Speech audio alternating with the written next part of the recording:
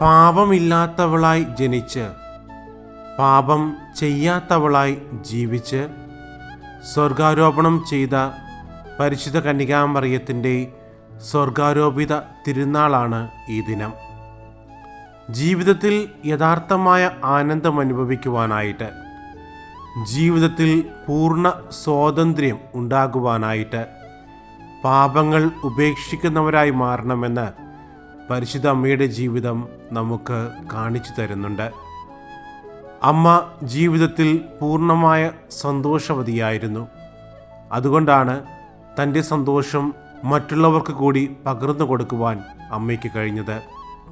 പാപം ചെയ്യാതെ ജീവിക്കുമ്പോൾ പൂർണ്ണമായ സന്തോഷം കണ്ടെത്തുവാനും സ്വാതന്ത്ര്യം അനുഭവിക്കുവാനും നമുക്കും സാധിക്കും.